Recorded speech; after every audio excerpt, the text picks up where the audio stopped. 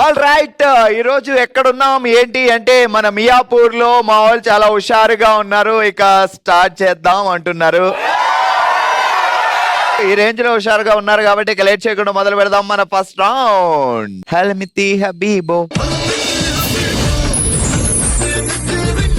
All right, ఇక మొదలు పెడదాం మన అసలైన రచ్చ. అసలే మా సిస్టర్ చూసారా, తల్ తల్ తల్ తల్ తల్ తల్ తల్ మెరిసిపోతుంది. ఏం పేరు సిస్టర్? శిరీష. శిరీష. బావగారి పేరు? శ్రీరామకృష్ణ ప్రసాద్. అయ్యో బాబాయ్, అన్ని పేర్లు పెట్టుకున్నారండి ఆయన. సో రాముడా, కృష్ణుడా, పెళ్లిగాని ప్రసాదా ఏం తెలియట్లేదు. అన్ని కలిపిన ప్రసాద్. మీరు కల్పించిన ప్రసాద్. సాధారణంగా నాకు ఈ మధ్యనే ఒక అర్థమైంది ఏంటి అంటే, సినిమాల్లో మనం చూస్తే హీరో హీరోయిన్ కి పెళ్లి అవుద్ది, పెళ్లి అవగానే సినిమా అయిపోద్ది. శుభం గాడ్బడి. లైఫ్ లో అలా కాదు, అమ్మాయికి అబ్బాయికి పెళ్లి అవగానే సినిమా మొదలవుద్ది. పెళ్లి చేసుకోవద్దు, ఎందుకు ఈ కష్టాలు అని జెంట్స్ పెళ్లి చేసుకోకుండా ఉన్నారనుకోండి, సమాజం అంటది ఈడు ఎందుకు పని చేయడు అందుకే పెళ్లి చేసుకోలేదు అంటారు. పెళ్లి చేసుకున్నాడు అనుకోండి, ఇగో ఇలాంటి కష్టాలు. అల్లాడిపోతున్నారమ్మా మా వాళ్ళు, అల్లాడిచ్చేస్తున్నారమ్మా వీళ్ళు. అంతేనా? మేం కదా అల్లాడుకోవాల్సింది. మీరు అల్లాడితారు, అల్లాడిపోతారా ఏంటి? అవును. అమ్మమ్మమ్మమ్మమ్మా, అల్లాడిపోతూనే ఉండాలా? మేము కూడా అల్లాడిపోతున్నాం. వంటలు అల్లాడిపోతున్నారు, చేయలేకపోతున్నాం. వంటలు చేయలేకపోతున్నారా లేకపోతే బాగా వండింది తినలేక అల్లాడిపోతున్నారా? రెండు. ఎన్ని సంవత్సరాలు అయింది మ్యారేజ్ అయ్యి? 10 years. వైఫ్ అండ్ హస్బెండ్ ఎలాంటి సిచ్యువేషన్ లో గొడవ పెట్టుకుంటూ ఉంటారు? అన్నిట్లో గొడవడచ్చు.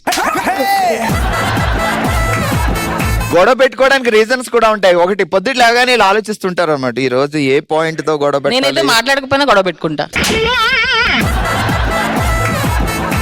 అంతే, గొడవ పెట్టుకోవడమే. అంతే, గొడవ పెట్టుకోవడం.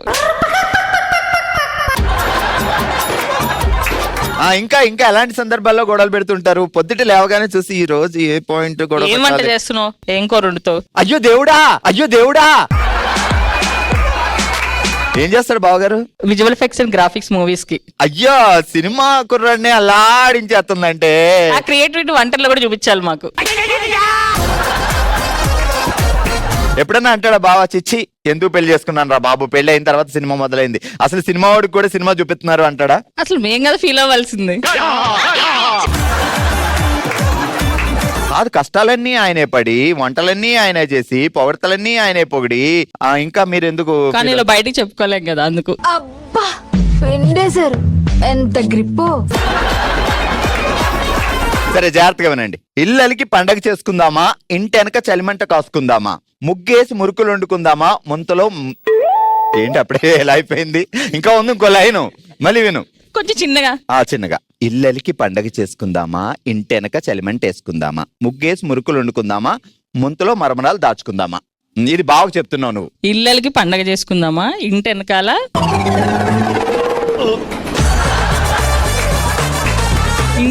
చలిమంట. ఇప్పుడు టంగ్ ట్విస్టర్ సరిగా చెప్పకపోతే రేపటి నుంచి వంట మొత్తం నువ్వే. వద్దు, చెప్తా.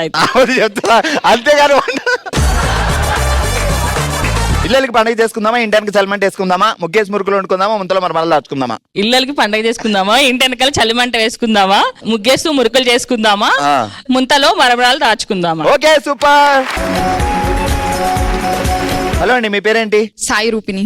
ఏం చేస్తున్నావు? ఇప్పుడు జాబ్ చేస్తున్నా. వామ్మో, మామూలుగా ఉండలేదంటే ఇప్పుడు జాబ్ చేస్తుంది. రేపు పొద్దుట ఆయన్ని ఎలా టార్చర్ పెడతో ఏంటో.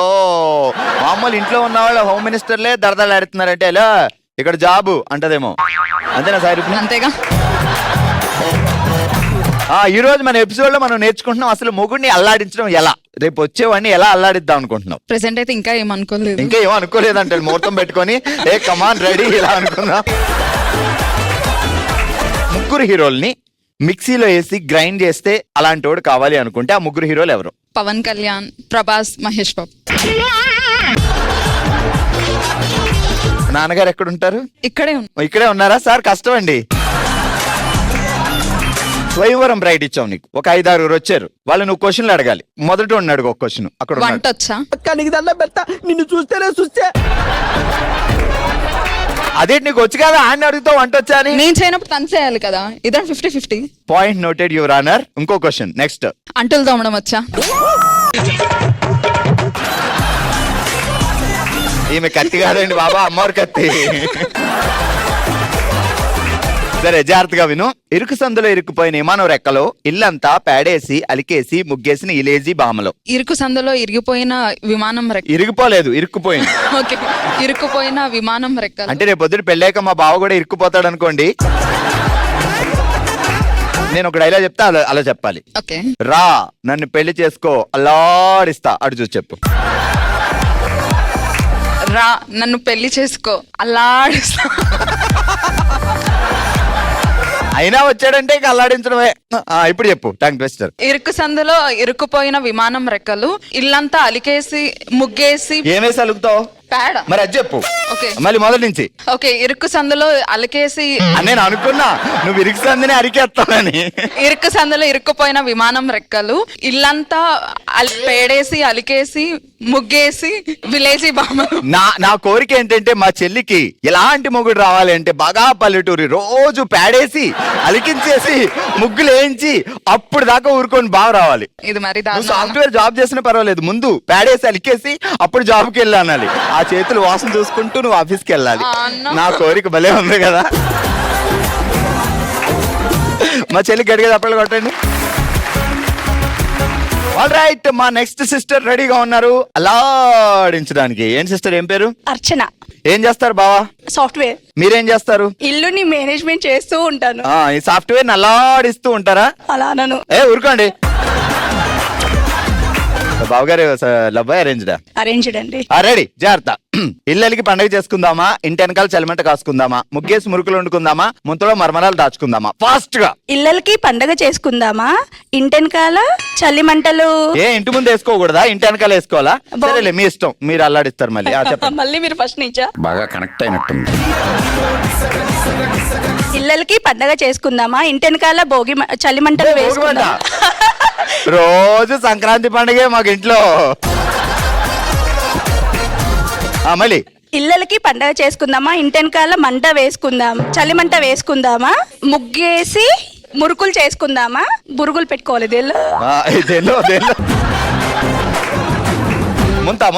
ముంతలో బురుగులు పెట్టుకుందామా. మరమరాలు బురుగులా? ఓకే, ఏదో అమ్మ గట్టిగా చెప్పండి పెట్టండి. కంగ్రాచులేషన్, కంగ్రాట్స్, మీరు గెలుచుకున్నారు సిబిఎస్ చందన బ్రదర్స్ షాపింగ్ మాల్ వారి గిఫ్ట్ వోచర్స్. ఆల్ రైట్, చూసారు కదా మా వాళ్ళు ఏ రేంజ్ లో అల్లాడించేస్తున్నారో. మరి ఇక్కడే ఇలా అల్లాడించారంటే నెక్స్ట్ గేమ్ అక్కడ ఎలా అల్లాడిస్తారో. ఇక లేట్ చేయకుండా మొదలు పెడదాం మన నెక్స్ట్ రౌండ్. ఓ శివంగి,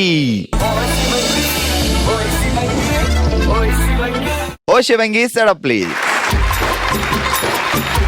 ఆల్ రైట్, ఈ రోజు ఓ శివంగిలో మనం ఆడుతున్నాం అల్లాడిస్తా అనే ఆట.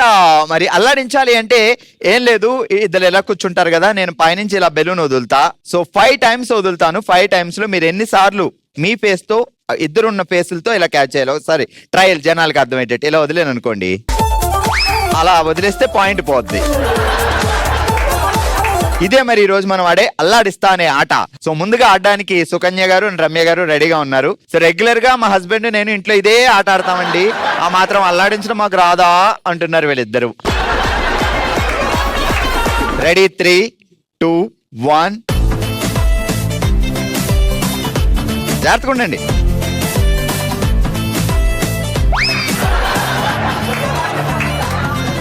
ఒకసారి అయిపోయింది, పాయింట్ రాలేదు. Second time. Okay, 1 point. Ready, 3, 2, 1 go.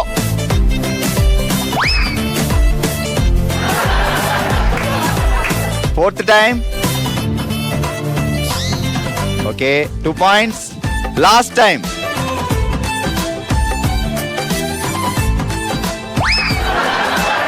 Okay, 5 times కి 2 points సాధించారు, 2 సార్లు క్యాచ్ చేసి. సూపర్. అల్లాడించడం ఆటలో రమ్య గారు అండ్ సుకన్య గారికి 2 points.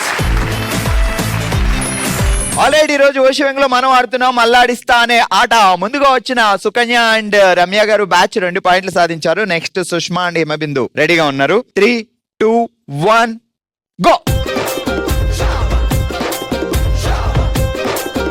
ఈమె రెడీగా ఉంది యుద్ధానికి. జస్ట్ స్లోగా ఆపండి. Second balloon. మ్యాచింగ్ హింబిందు గారు జాగ్రత్త.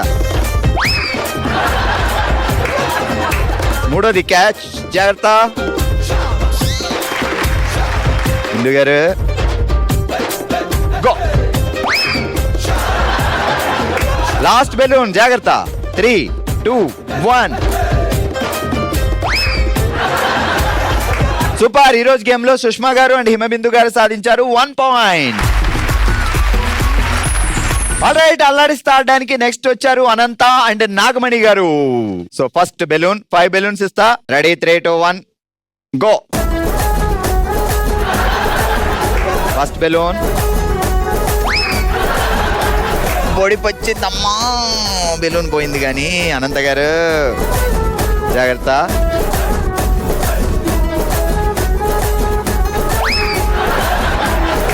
మా వాళ్ళు ఇంటికి వెళ్ళేసరికి ఎంత బొడుకులు ఉంటాయో. ఎక్కడికి వెళ్ళారే మీరు గేమ్ ఆడడానికి?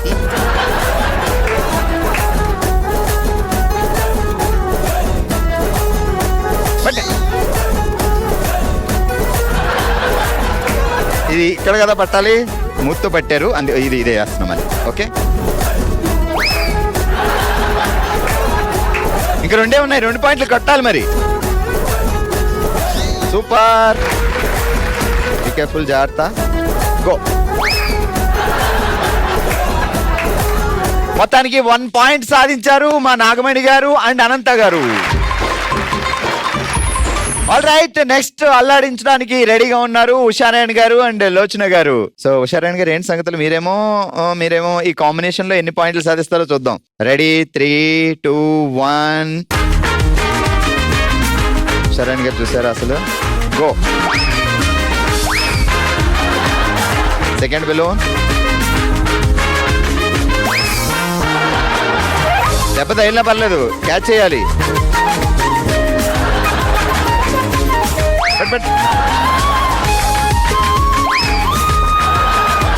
లాస్ట్ బెలూన్, జాగ్రత్త. ఓకే, మొత్తానికి 1 పాయింట్ సాధించారు. ఆల్రెడీ ఈ రోజు ఓషివెంగలో మనం ఆడాం అల్లాడిస్తా అనే ఆట. అందరికంటే ఎక్కువగా పాయింట్లు సాధించి విన్నర్స్ గా నిలిచారు Sukanya and Ramya. Congratulations, congratulation, congratulations. మీరు గెలుచుకున్నారు CBS చందన బ్రదర్స్ షాపింగ్ మాల్ వారి గిఫ్ట్ వోచర్స్. దశాబ్దాలుగా నమ్మకానికి మరో పేరుగా లేటెస్ట్ కలెక్షన్లు, అద్భుతమైన ఆఫర్లతో తెలుగు వారి మనసు గెలుచుకున్నారు CBS చందన బ్రదర్స్ షాపింగ్ మాల్ వారు. మరి పండగలకి, ఫెస్టివల్స్ కి లేటెస్ట్ కలెక్షన్, అలాగే అద్భుతమైన డిజైన్లు సరసమైన ధరలకు అందిస్తున్నారు. హ్యాపీగా షాపింగ్ చేయండి మన CBS చందన బ్రదర్స్ షాపింగ్ మాల్ లో. All right, winners okay. మరి నాలాంటి రన్నర్స్ కి కూడా మెయిన్ గిఫ్ట్లు ఇవ్వాలి కాబట్టి రన్నర్స్ అందరూ వచ్చేయండి. కంగ్రాచులేషన్స్, కంగ్రాట్స్ అండి, కంగ్రాట్స్ మా, కంగ్రాట్స్. మన నెక్స్ట్ రౌండ్ మనసులో మాట. మనమే తన కుటుంబంగా భావించి తన మనసులో మాటని మనతో షేర్ చేసుకోవడానికి ఇప్పుడు మన ముందుకు వస్తున్నారు శ్రీదేవి గారు. శ్రీదేవి గారు ఎలా ఉన్నారు మా? బాగున్నానండి. సో ఇదంతా మన కుటుంబం, మన జెమినీ ఫ్యామిలీ. సో మీరు ఏం చెప్పాలనుకుంటున్నారు, ఏం జరిగింది? ఒక 20 years బ్యాక్ అండి, అనుకోకుండా ఒక రోజు నైట్ ఒక కాల్ వచ్చింది. ఆ కాల్లో ఏంటంటే మా సిస్టర్ సూసైడ్ చేసుకున్నారని. నేను మా మదర్కి మేము ఇద్దరమే సిస్టర్స్. ఇంకా మా లోకం అంటే మా సిస్టరే నాకు. 2 అమ్మాయిలు. నాన్నగారు ఏం చేసేవారు? డ్రైవర్ అండి. సో ఇద్దరికి మ్యారేజ్ అయింది? అయిపోయింది. నాకు పాప బాబు, సిస్టర్కేమో 2 మగ పిల్లలు. అయితే ఆ కాల్ తర్వాత నా జీవితం మొత్తం చాలా మారిపోయిందండి. ఆ కాల్ తర్వాత ఏం చేయాలో అసలు ఒక పెద్ద డెసిషన్ తీసుకోవాల్సి వచ్చింది. ఆ 2 పిల్లలు ఏమైపోతారు, నేను ఎలా వీళ్ళందరినీ డీల్ చేయాలో తెలియదు. మా వారు ఏంటంటే నా సలహా మీద అట్లా మేము మంచి హ్యాపీ ఫ్యామిలీ, చాలా మంచి హృదయం అండి ఆయనది. మా పాప కూడా రమ్య తన పేరు. అమ్మ మనం ఆ పిల్లల్ని ఎవరికి ఇవ్వద్దు, మనమే తీసుకొచ్చుకుందాం అన్నారు. ఎందుకు ఇప్పుడు సిస్టర్ సూసైడ్ చేసుకున్నారు? సో ఏంటి రీజన్ అసలు? హస్బెండ్ అరేంజ్మెంట్ అండి. ఒక్కొక్క క్షణం అండి మనకి పక్కన ఎవరైనా ధైర్యం ఇస్తే ఒక లైఫ్ వస్తుందండి. అంటే ఆ ఒక్క మినిట్ లో వచ్చే- సూసైడ్ ఆలోచించినప్పుడు ఎవరో ఒకళ్ళు కొంచెం ఒక 5 minutes ఉంటుందండి ఆ టైము. మనం షేర్ చేసుకున్నప్పుడు మనం ఫోన్ లిఫ్ట్ చేయటమా, లేకపోతే వాళ్ళకి మేము ఉన్నామని చెప్తే ఒక లైఫ్ సేవ్ అవుతుందని నా లైఫ్లో నేను నేర్చుకున్నదండి. ఆ పిల్లలిద్దరిని మేమే అడాప్ట్ చేసుకున్నాం. సిస్టర్ ఈ పని చేయడానికి ముందు మీకు కానీ కాల్ చేయడం కానీ అమ్మకి నాన్నకి ఎవరికైనా కాల్ చేశారా? అంతకుముందు ఏదో గొడవ పడతా ఉండేవాళ్ళు కానండి, మాకేం చేయాల. వాళ్ళ చుట్టాలు అతనికి చెప్పారు, రండి గొడవ చేస్తున్నారంటే తను ఏంటంటే వెళ్దాంలే అనుకునే లోపే తను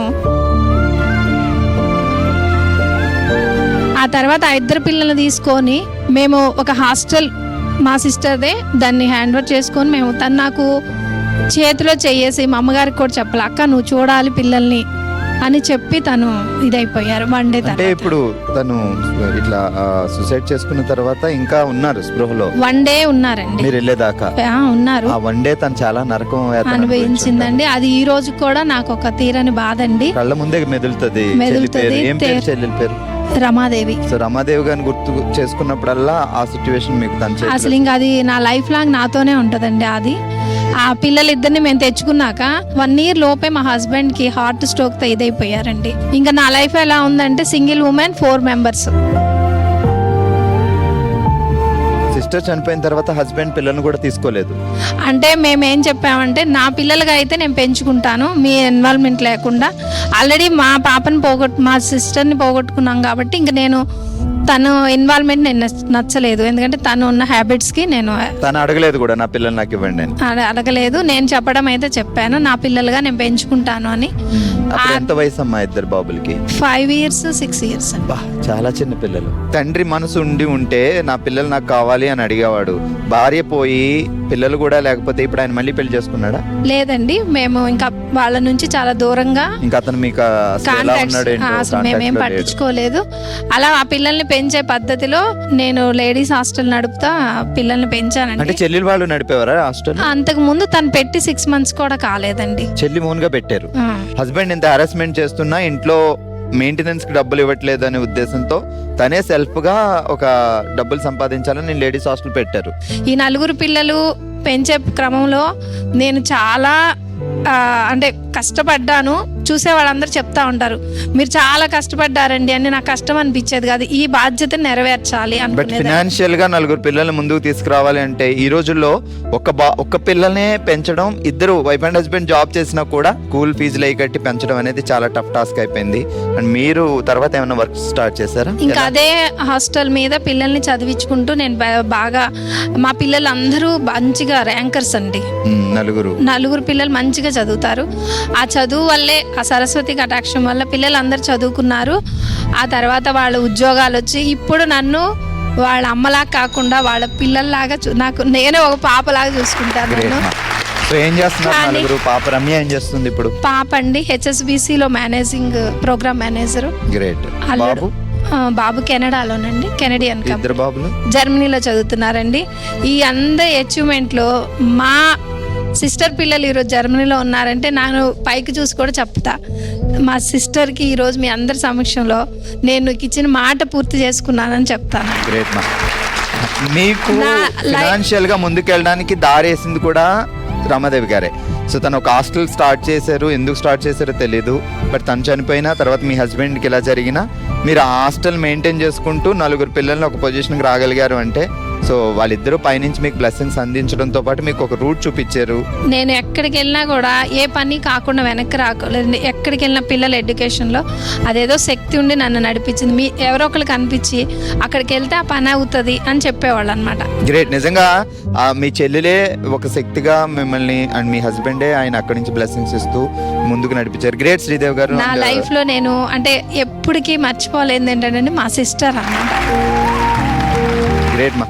సో నిజంగా మీరు మీ లైఫ్ చాలా మందికి ఇన్స్పిరేషన్. అంటే అమ్మ ఇంకేం చేయాలి, హస్బెండ్ ఏదో అయింది, పిల్లలు ఉన్నారు, ఎలా ముందుకు వెళ్ళాలి, నేను ఒక్క ఒంటరి ఆడదాన్ని, నా వల్ల కాదు అనుకునే వాళ్ళందరూ ఒక్కసారి శ్రీదేవి గారి లైఫ్లో జరిగిన ఇన్సిడెంట్ వింటే మీకే అర్థమవుతుంది. 4 పిల్లల్ని తీసుకొని తన ముందుకి ధైర్యంగా ఎలా నేను ఈ వెళ్ళగలిగారు. రోజు అంటే ఇన్ని రోజులు ఎవరికి చెప్పలేదు. ఎందుకు చెప్పానంటే మా ఇంట్లో ఉన్న వర్క్ చేసే అమ్మాయి కూడా నాకు వచ్చి చెప్తుంటే నేను రోజు తనకి మోటివేట్ చేస్తే అంటది నేను ఇలా నిలబడగలిగానమ్మా అంటే మీ ఇంట్లో పనమ్మాయి అయినా సరే అండి, మీరు చెప్తే చిన్న మాట వినండి, వింటే దానివల్ల ఇంకో లైఫ్ ఇచ్చిన వాళ్ళు అవుతారు.